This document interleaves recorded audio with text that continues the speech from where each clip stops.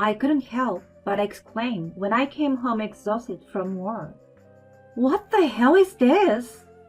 The room looked like it had been ransacked. Bags of snacks scattered everywhere. In the center of the room was my mother-in-law and her sisters, slobbering in their sleep. Oh, I didn't notice you came home. You've got quite a nice room, haven't you?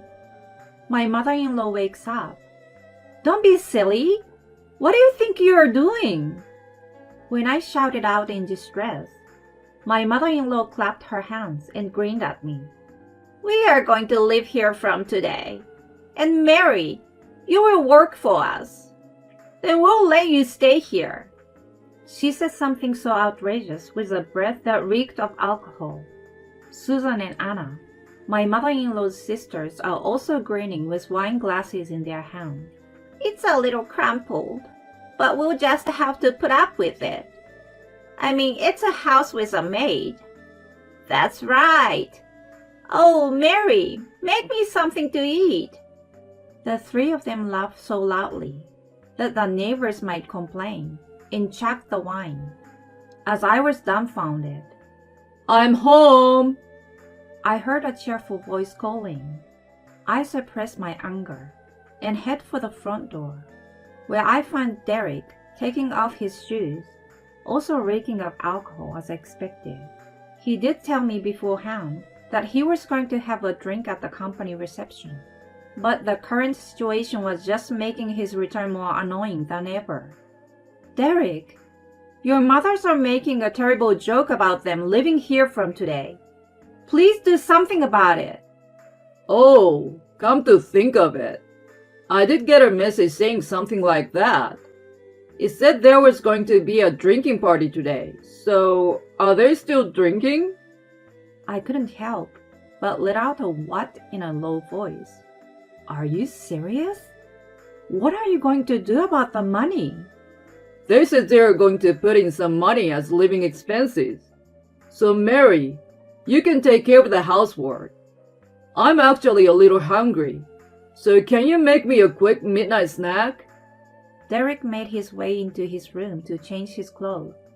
When I returned to the living room, the three of them were lying down on the floor again, with their dumb-looking sleeping faces. I see a glass wine bottle lying on the floor. I couldn't contain my anger and picked it up. I met my husband Derek at work. At the time, I was working in sales for a food company. Derek was one of our clients, so we often saw each other, and since we both liked to drink, we got along right away. The year after we met, we started dating. We went to many good places for drinks and had drinks at home as well. Derek was a good boyfriend, a little witty at times, but always cheerful and optimistic. 2 years later, we got married and bought a house near my in-laws' house. It's spacious for the price, gets a lot of sun, and in a safe neighborhood. Derek gets along very well with his family, so we decided on it almost immediately. But that was the beginning of the mistake.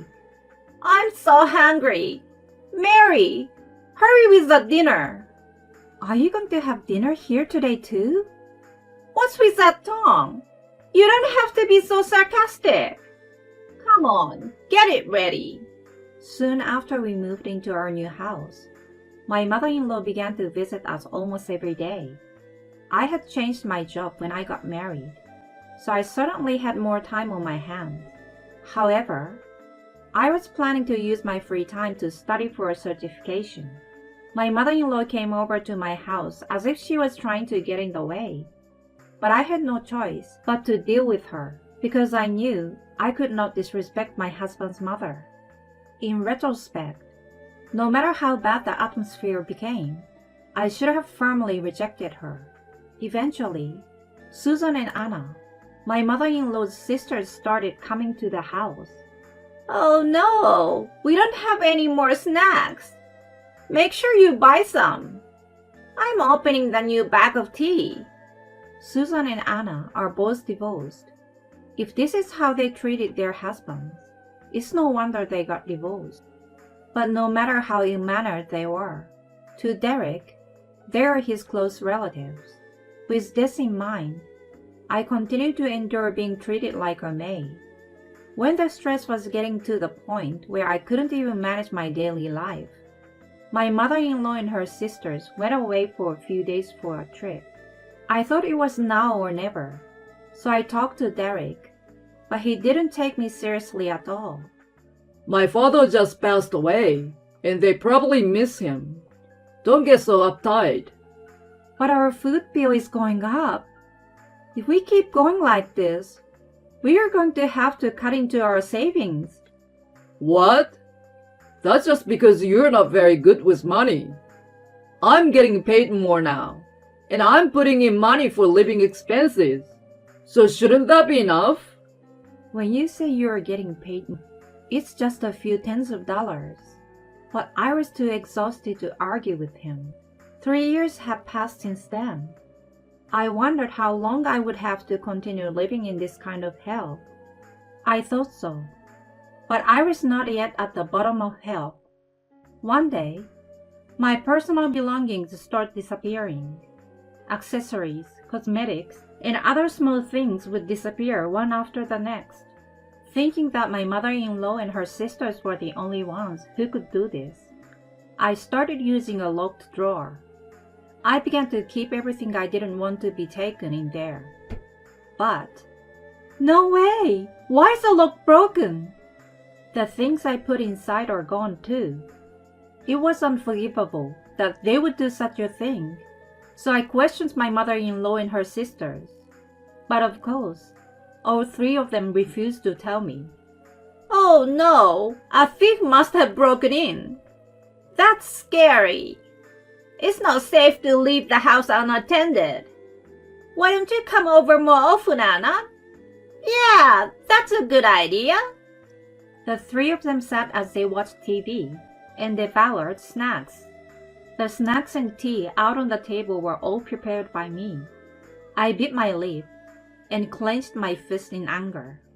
One day, when I came from work, I heard my mother-in-law and her sisters laughing from outside.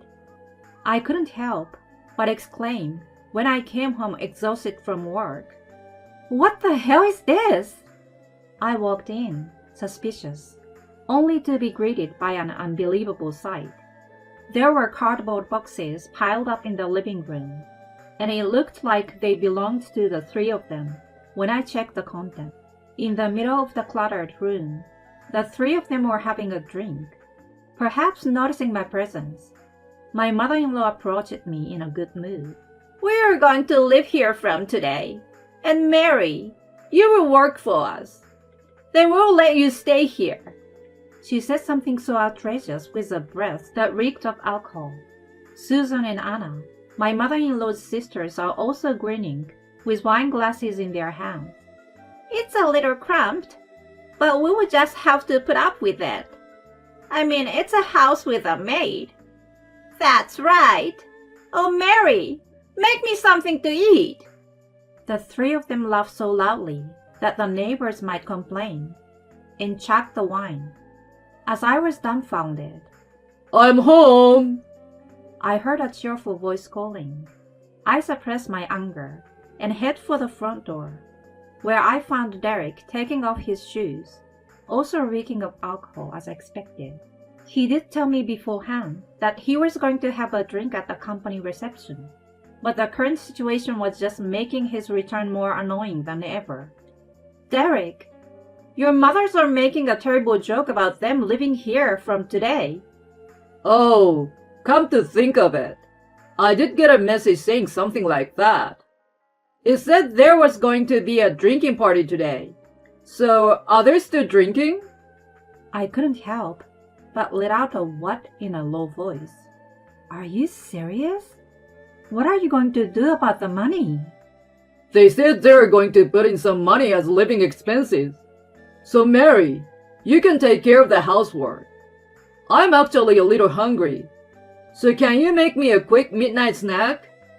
Derek made his way into his room to change his clothes. When I returned to the living room, the three of them were lying down on the floor again. As I glared at their dumb-looking sleeping faces, I felt anger welling up in me. I'm sick and tired of being pushed around by these people. I hurriedly called my friend, who worked as a lawyer. I've talked to her about my relationship with my in-laws for some time, so she agreed to come over. I left the house with a whole case of documents that I had hidden in a secret place. She said she would come to the nearest cafe, so I headed there. I gobbled up some pasta there as I felt my blood boil. When I finished eating, I received a call. I decided to invite that person to come to my house as well, so I texted back. Soon after, my friend arrived and we headed to my house. I opened the door to see Derek and the others were gathered in the middle of the living room for some reason. I told my friend lawyer to wait outside the door and looked down at Derek. Hey, you hit Derek! Huh? What are you talking about? Don't play dumb. Here's a proof.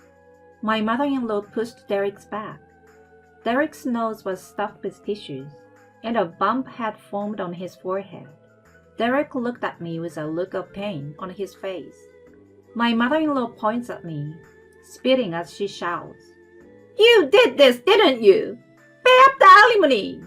Yeah, we're against violence. I sighed and slammed the divorce papers I kept in the top of the document case onto the table. Then, I opened the cupboard in the living room. I take out the surveillance camera I secretly set up and place it in front of everyone. And Derek and the others look at me with stunned expressions on their faces. Here's the truth.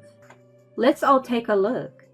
Since the camera is linked to my phone, I showed my phone to everyone. I hit the play button, and the phone shows the room as it was a few minutes ago. I see Derek coming into the living room in a good mood after getting undressed. Derek walks in, saying something to his mother and her sisters, who are already drunk and asleep. The next thing I know, Derek stumbled on the wine bottle and falls head first. The sound wakes the others from their sleep, and then rush to Derek. You already see who is responsible for this, don't you? Doing this won't make any difference. All you had to do was clean up the mess properly. Even though you are the ones drinking? It's your job to clean. It's crazy of you to set up something like this in the first place. You want to make it my fault, don't you?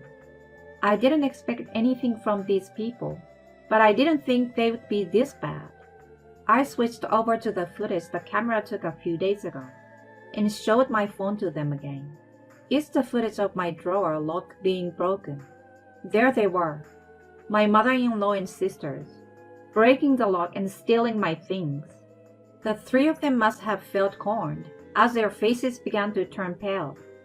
The reason why I set this up was because I wanted to know who was stealing my things.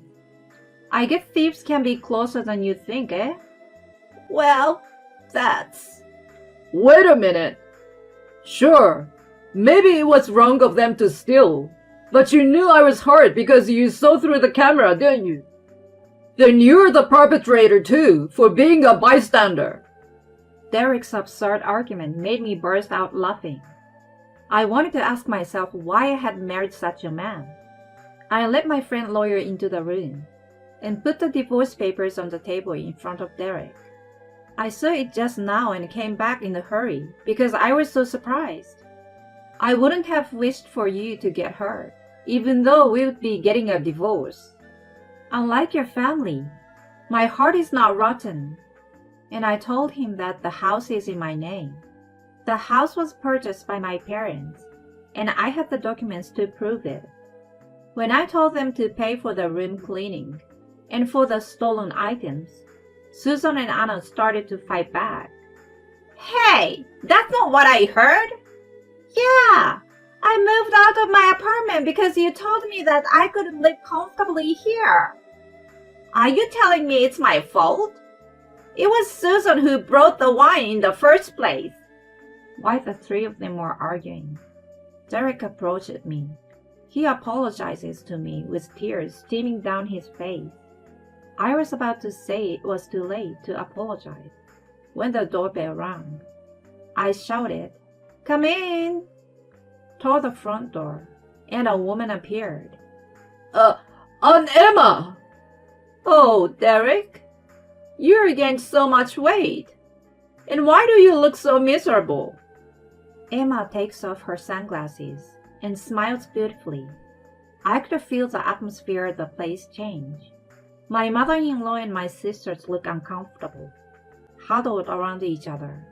Emma is my late father-in-law's sister.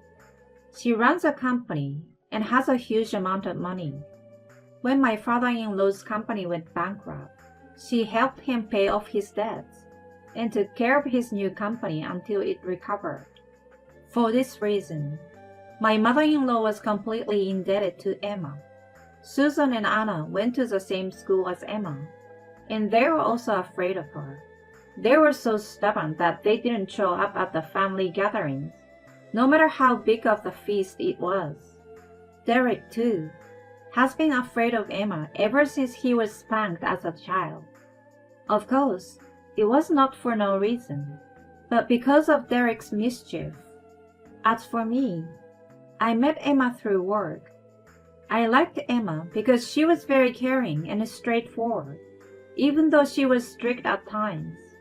I can't believe you let Mary, who is so good at her job and so kind-hearted, go through this. You should be sorry.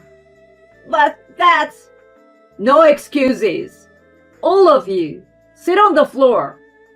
With that, Emma began to lecture the four of them. They were fighting back so much until then, but all of them fell silent. The sermon went on for about an hour, and by the time it was over, Derek had stopped talking. Then, I made him sign the divorce papers in front of my friend and Emma. He also signed a written agreement that he would pay me alimony and any savings he had to use.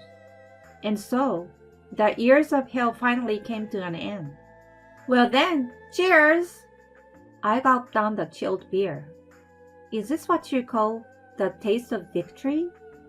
It tasted several times better than the beer I usually drink. I was having a girls' night out with some of my girlfriends. But I had no idea that your ex-husband was Derek. I was so surprised when I heard. I know, right? Well, thank you for helping me out. No problem at all. But I want to hear more about it. After the divorce was finalized, I immediately sold the house. My mother-in-law and her sisters, who no longer had a place to live, were apparently working in a warehouse at Emma's company. They were put in a particularly tough department, and I heard they are struggling every day. Emma had paid for the cleaning of the house and the stolen items for the time being, and they were forced to work until they were able to pay it off. Derek's performance at the company had dropped dramatically, and he apparently had been demoted. One of the people I'm having a drink with today is a colleague of Derek's. She and Derek's went to the same school, and we happened to run into each other at the station. When I told her about the divorce, she spread the rumor in the company, and Derek's credibility was destroyed. Derek goes to work feeling ashamed of himself, but he thinks it's better than working at Emma's company, so he makes sure to show up every day. Emma laughed and said, "Don't worry, I will have him work for me as soon as he fails to pay back the money." I really wonder why I married that guy. Yeah, I understand that feeling. Well, it's a heartbreak drinking party today, so let's all laugh it off. That's right. And so, our laughter echoed throughout the place.